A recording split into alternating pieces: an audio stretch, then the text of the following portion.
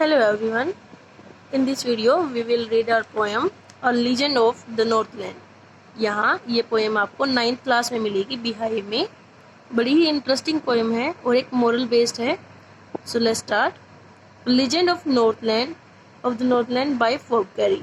फॉकबेरी ने लिखी है ये। अब यहाँ पर पहले नाम को देख लेते हैं। लीजेंड क्या होती है? एक गाथा, एक स्टोरी जिसमें मोरल हो। जिसे आपने सुना होगा ना, लीजेंड ऑफ भगत सिंह, वो जो मूवी आई थी। ऐसे ही जो हमारे बड़े बुजुर्ग होते हैं वो बच्चों को स्टोरी सुनाते हैं, और वो बच्चे जब स्टोरी सुनाते हैं तो वो अपने नेक्स्ट जनरेशन को पास करते हैं। तो लीजेंड एक ऐसी स्टोरी होती है जो जनरेशन टू जनरेशन पास होती है, सुनाई जाती है ओरली। तो यहाँ किसकी लीजेंड पढ़ेंगे हम? नॉर्थलैंड। अब नॉर्थलैंड कौन सा? मैप में आपने देखा होगा ना, नॉर्थ की डायरेक्शन में जो भी लैंड है, जैसे ग्रीनलैंड है, साउथ पोल और नॉर्थ पोल होते हैं। तो नॉर्थ की साइड में जो भी लैंड है लाइक ग्रीनलैंड, जहाँ पर बहुत ही ज़्यादा बर्फ़ जमी होती है, काफ़ी दूर वाले एरिया होते हैं, वो नॉर्थलैंड यहाँ पर डिस्क्राइब की गई है। यहाँ एक स्टोरी ऐसी लेडी की पढ़ेंगे जो बहुत ही ज़्यादा ग्रीडी है। और सेंट पीटर कौन है? जैसे जीसस थे ना, क्रिश्चियंस के जो क्रिश्चियंस मानते हैं अपने जिन गॉड को, उनकी शिष्य होते हैं सेंट पीटर, उनको गुस्सा दिला देती है। फिर क्या होता है वो यहाँ इस पोएम में पढ़ेंगे। So let's start.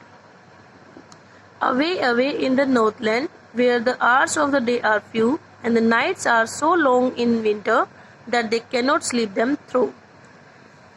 यहाँ वही लैंड का जिक्र कि दूर नॉर्थलैंड का एरिया, तो वहाँ दूर एरिया दिखा रखा है ना, कि नॉर्थलैंड में बहुत दूर, जहाँ दिन के घंटे बहुत ही कम होते हैं और रात इतनी ज़्यादा लंबी, सो लॉन्ग इन विंटर, और सर्दियों में तो और भी ज़्यादा लंबी हो जाती हैं, that they can not sleep them through. अब ये दे कौन है? वहाँ के सिटीजन्स, जो लोग यहाँ नॉर्थलैंड में रहते हैं, वो लोग पूरी रात सो नहीं सकते। अब रात बहुत ही लंबी होगी तो पूरी रात कैसे सोएंगे? तो वहाँ दिखा रखा है क्योंकि वो जो सन है वहाँ नॉर्थ पोल होता है, वहाँ कम पहुँच पाता है, तो जो रातें हैं वो बहुत ज़्यादा लंबी होती हैं और दिन बहुत छोटे होते हैं। तो पहले वहाँ का आपको बताया गया है कि वहाँ कैसा एनवायरनमेंट है। Next stanza. Where they harness the swift reindeer to the sledges when it snows. अब ये अगेन दे वहाँ के सिटीजन्स। हार्नेस का मतलब जैसे अपने यहाँ पर होता है ना, घोड़ा बग्गी होती है, घोड़ा गाड़ी होती है, उसमें घोड़ा उस साथ में अटैच करते हैं गाड़ी के। तो ऐसे ही वो क्या अटैच करते हैं? Swift reindeer. स्विफ्ट का मतलब जो तेज तर्रार होते हैं, जो तेज भागते हैं। रेंडियर तो आपको पता होगा ना, वो एनिमल है जो बर्फ में स्लेजिस को लेकर भागते हैं। स्लेजिस वो गाड़ी होती है बिना पहियों वाली। जैसे वो सेंटा क्लॉज, तो आपने देखा होगा कार्टून्स में या टीवी में, तो सेंटा क्लॉज जो गाड़ी लेकर चलते हैं वो स्लेज होती है, और उसको खींचता कौन है? रेंडियर। व्हेन इट स्नोज, और कब? जब बर्फ़ गिरती है। अब जब बर्फ़ गिरती है तो चलना, पैदल चलना या किसी और भी चीज़ को लेकर चलना बहुत ही ज़्यादा मुश्किल हो जाता है। तो बर्फ़ पर से फिसलने के लिए वो लोग स्लेजिस लेकर चलते हैं और उनको खींचते हैं reindeer. And the children look like bears' cubs in their funny furry clothes. और जो बच्चे हैं वो कैसे दिखते हैं? भालू के बच्चों को यहाँ कब्स बुलाया गया है। भालू के बच्चों के जैसे वो दिखते हैं बच्चे, क्योंकि उन्होंने क्या पहन रखा होता है? फनी और फरी क्लोथ्स पहन रखे हैं। अब सर्दियों में काफ़ी हैवी कपड़े पहनते हैं, मोटे मोटे, ज़्यादा ठंड लगती है तो फर वाले कपड़े पहनते हैं, वो धागे से होते हैं, ठंड में जैसे कपड़े पहनते हैं। तो उन कपड़ों में जो बच्चे हैं वो फनी दिख रहे हैं, like bears cub. Now they tell them a curious story. Again the citizens, जो वहाँ के लोग हैं। देम कौन? ये बच्चे।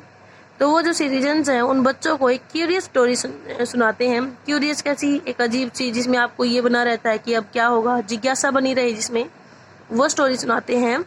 आई don't believe it's true and yet you may learn a lesson if I tell the tale to you. आई यहाँ पोएट के लिए है। पोएट क्या कहते हैं? मुझे यकीन नहीं है कि ये जो स्टोरी है ये सच है। अब देखो, सारी स्टोरी सच थोड़ी ना होती है, बच्चों का मन बहलाने के लिए बनी होती है। तो पोएट भी यही कह रहा है कि मेरा मानना नहीं है कि ये स्टोरी सच होगी।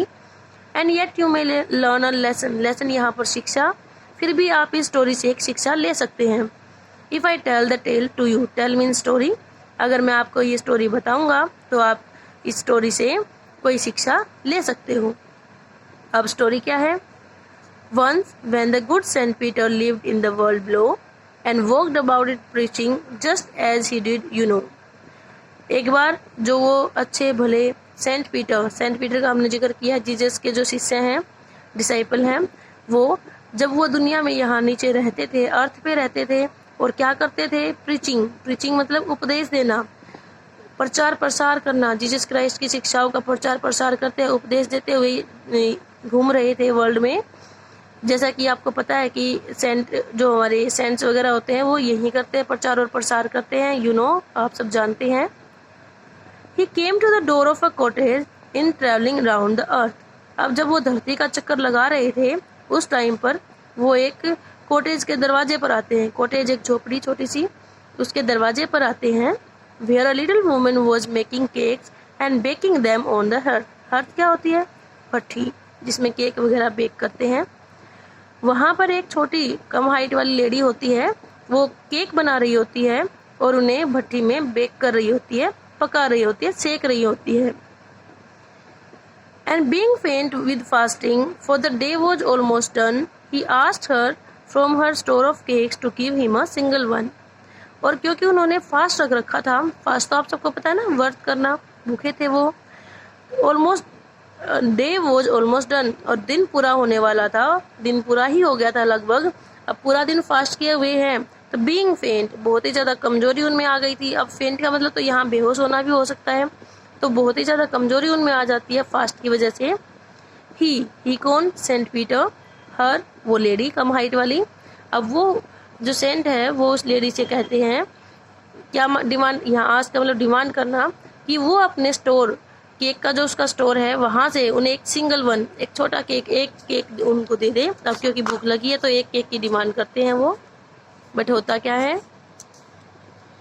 So she made a very little cake, but as it baking lay, she looked at it and thought it seemed too large to give away.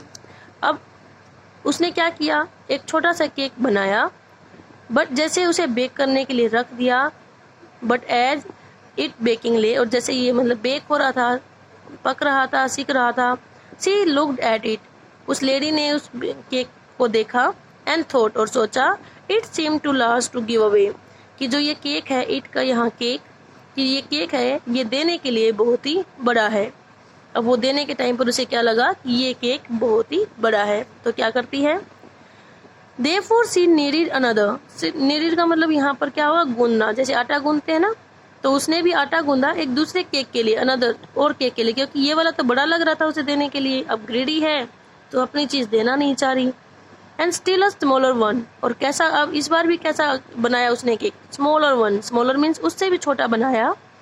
But it looked when she turned it over as large as the first had done. अब ऐसा इसको वही same चीज अब भी हो गई, जैसे उसने देखा, शी टर्न्ड इट ओवर, जैसे उसने उसको पलटा तो क्या लगा? एज लार्ज एज, उतना ही बड़ा दिखा, द फर्स्ट हैड डन, जितना कि पहला था। यहाँ जो केक बनाया था उतना ही बड़ा केक इसको यहाँ लगता है।